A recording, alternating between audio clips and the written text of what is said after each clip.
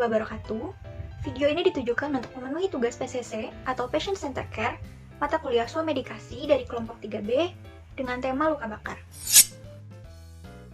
Luka bakar adalah cedera akibat kontak langsung atau terpapar dari sumber-sumber panas, listrik, zat kimia, ataupun radiasi. Luka bakar panas atau termal disebabkan oleh terpapar atau kontak langsung dengan api, cairan panas, atau sumber-sumber panas yang lainnya. Luka bakar kimia disebabkan oleh kontak langsung kulit dengan asam atau basa kuat. Luka bakar listrik atau elektrik disebabkan oleh panas yang digerakkan dari energi listrik yang dihantarkan melalui tubuh. Kemudian luka bakar radiasi. Luka bakar radiasi ini disebabkan oleh terpapar dengan sumber radioaktif.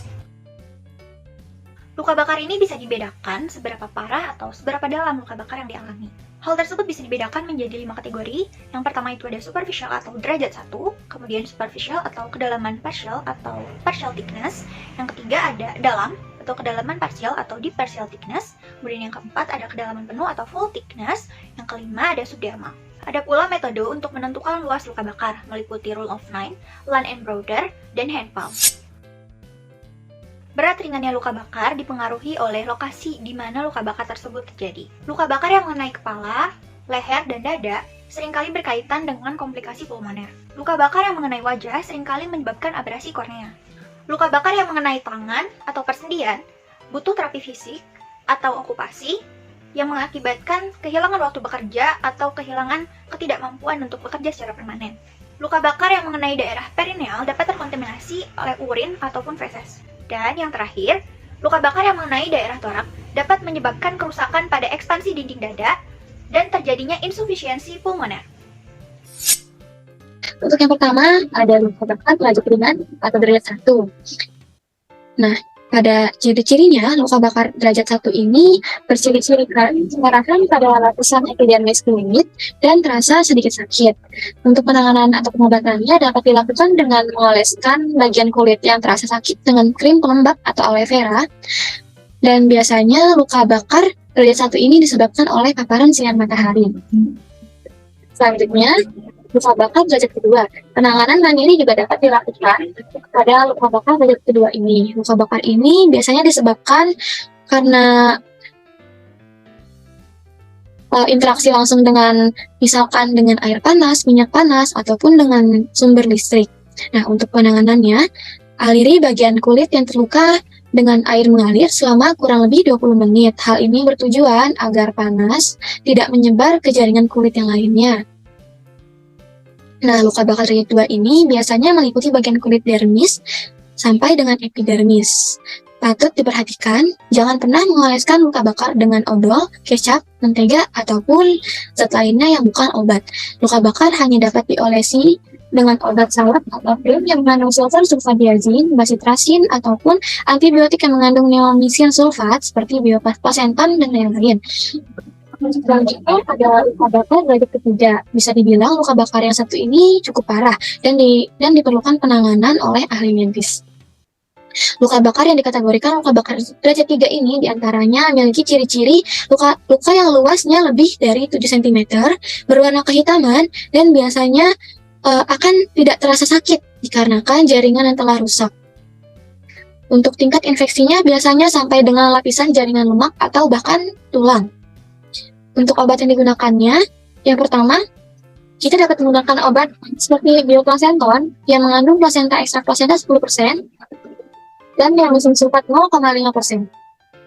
Ekstrak plasenta dalam bioplasenton ini dipercaya dapat mempercepat proses regenerasi kulit sehingga luka lebih cepat sembuh.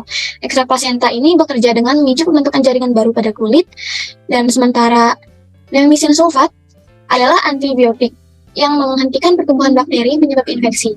Neomycin ini bekerja dengan mencegah atau mengatasi luka bakar, luka dengan infeksi, serta luka kronis atau luka yang lainnya. Nah, obat ini tersedia dalam bentuk gel. Untuk pengobatannya sendiri, akan dengan petunjuk dari dokter karena merupakan obat keras. Penggunaannya digunakan dengan cara mengoleskan tipis pada bagian kulit yang terluka sebanyak 4-6 kali sehari. Yang kedua, ada basitrasin. Obat yang mengandung basitrasin adalah obat antibiotik untuk mengobati luka ringan di kulit. Obat ini digunakan untuk mencegah pertumbuhan bakteri yang bisa menyebabkan terjadinya infeksi pada luka tersebut. Basitrasin termasuk ke dalam golongan antibiotik polipeptida yang digunakan dengan cara menghambat pembentukan dinding sel bakteri. Dengan begitu, pertumbuhan bakteri akan terhenti. Obat ini hanya boleh digunakan sesuai dengan resep dokter atau petunjuk dari dokter. Obat ini tersedia dalam bentuk krim, salep, ataupun gel, dan digunakan dengan cara mengoleskan tipis pada kulit yang terluka sebanyak 1-3 kali sehari. Selanjutnya, ada obat yang mengandung silver sulfadiazin. Nah, obat yang termasuk ke dalam golongan antibiotik sulfamida atau sulfa ini bekerja dengan cara menghentikan perkembangbiakan bakteri. Tujuan pengobatannya ini adalah untuk melindungi jaringan permukaan epidermis kulit atau barrier kulit dari infeksi oleh bakteri, sehingga proses penyembuhan kulit akan lebih cepat. Silver sulfadiazin ini digunakan untuk memulih luka bakar derajat superficial atau deep karena memiliki kemampuan untuk menjadi resisten dan termasuk golongan antibiotik spektrum luas yang dapat menghambat aktivitas bakteri, jamur, ataupun virus. Obat ini tersedia dalam bentuk gel. Penggunaan obat ini harus dengan anjuran dokter dan digunakan dengan mengoleskan dengan tipis pada kulit yang terluka sebanyak 2-3 kali sehari. Selanjutnya ada golongan obat yang mengandung oleum Icoris aceli atau minyak ikan, contohnya pada lavetran. Lavetran sendiri adalah salep yang digunakan untuk mengobati luka bakar. Lavetran mengandung minyak ikan yang dapat menyembuhkan luka bakar dan membantu proses penyembuhan luka. Untuk penggunaannya sendiri dapat dioleskan pada kulit yang terluka sebanyak 2-3 kali sehari. Nah, untuk penggunaan obat ini tidak boleh digunakan jika luka telah terinfeksi. Jadi digunakan sebelum luka terinfeksi ya.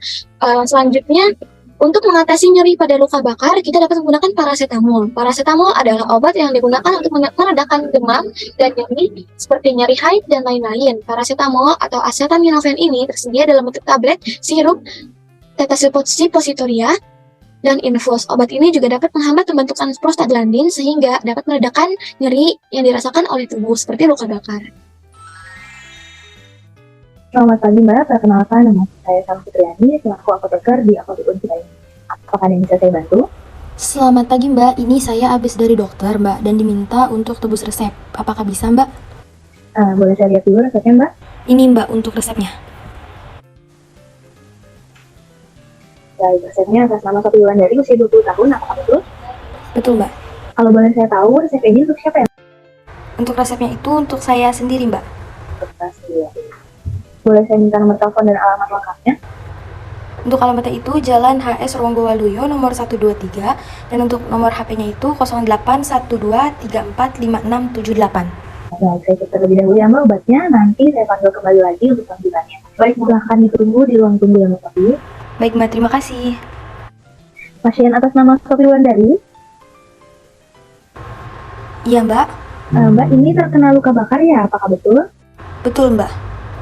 Baik Mbak, ini obatnya sudah saya siapkan. Boleh saya meminta waktunya untuk menjelaskan cara pakai obatnya? Tapi kira-kira berapa lama ya Mbak? Soalnya saya ada keperluan lain. Enggak lama kok Mbak, cukup sekitar 2 menit saja. Baik, boleh Mbak. Baik Mbak Sophie, jadi ini saya sudah siapkan 2 obatnya sesuai dengan resep yang sudah Mbak Sophie bawa. Yang pertama ada biobat placenton gel, penggunaannya dioleskan di area yang terluka 4-6 kali sehari atau sesuai dengan kebutuhan Mbak Sophie. Jika selama 1 minggu penggunaan salep tidak ada efek penyembuhannya, maka Mbak Sophie selanjutnya untuk dikonsultasikan ke dokter saja ya Pak. Selanjutnya yang kedua itu ada paracetamol. Paracetamol ini untuk meredakan nyeri yang dirasakan oleh Mbak Sophie. Paracetamol ini diminum 3 kali sehari sesudah makan ya Mbak. Apakah sudah cukup jelas?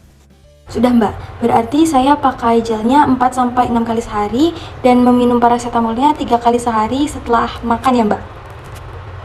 Betul sekali Mbak, apakah ada yang ingin ditanyakan kembali? Untuk lukanya itu dibiarkan terbuka atau bagaimana ya Mbak? Karena kebetulan saya juga kerja, jadi beraktivitas di luar. Oke, jadi untuk lukanya itu boleh Mbak Sophie tutup dengan kaca steril yang sudah dibasahi oleh air yang bersih, supaya kulit yang terkena luka tidak kering dan tidak mudah tergesek sehingga bisa mengurangi rasa nyeri yang dirasakan oleh Mbak Sophie. Baik Mbak, berarti lebih baik ditutup saja ya Mbak? Apakah ada yang perlu ditanyakan lagi Mbak? Untuk obat bioplacenton setelah dibuka kemasannya itu ada ketentuan khususnya tidak ya Mbak? Misal tidak boleh dipakai setelah berapa hari gitu Mbak? Dan untuk cara simpannya itu lebih baik di mana ya Mbak?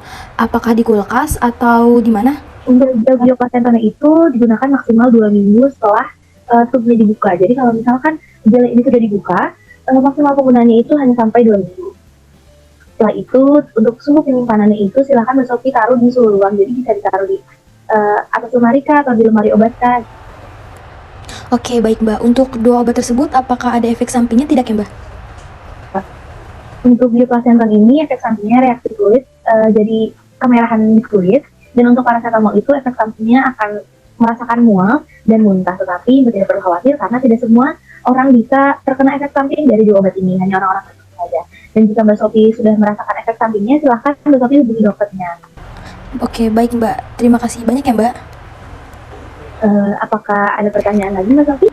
Sudah cukup jelas Mbak. Baik, jika tidak ada yang ingin ditanyakan sekarang atau nanti Mbak Sophie ingin ada pertanyaan yang menyusul, silahkan hubungi kontak saya yang tertera di kartu nama saya ya Mbak.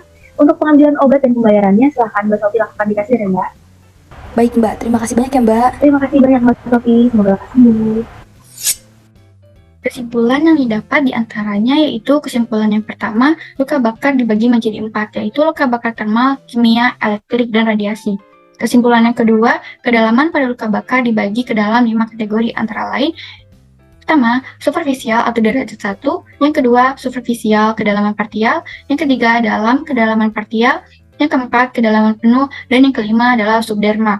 Untuk menentukan ukuran dari luka bakar dapat menggunakan metode seperti Rule of 9, Line and Browder, and Hand Palm. Berat ringannya luka bakar dipengaruhi oleh lokasi luka bakar seperti daerah kepala, leher, dan dada yang sering berkaitan dengan komplikasi pulmoner. Kesimpulan selanjutnya, luka bakar dibagi menjadi beberapa derajat, diantaranya yaitu ada derajat 1 atau luka bakar ringan, derajat 2, dan derajat 3. Untuk mengobati luka bakar diperlukan obat. Obat yang dapat digunakan untuk luka bakar yaitu bioplasenton yang digunakan untuk mengobati luka bakar, luka dengan infeksi, serta luka kronik dan jenis luka yang lain. Yang kedua, bacitragin untuk mencegah pertumbuhan bakteri yang dapat menyebabkan terjadinya infeksi pada luka tersebut.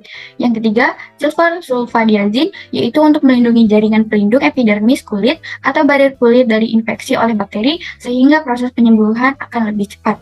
Selain itu, obat yang digunakan untuk mengatasi nyeri pada luka bakar adalah paracetamol yang digunakan untuk meredakan demam dan nyeri. Sekian yang dapat kelompok kami sampaikan, kurang lebihnya mohon maaf. Wassalamualaikum warahmatullahi wabarakatuh.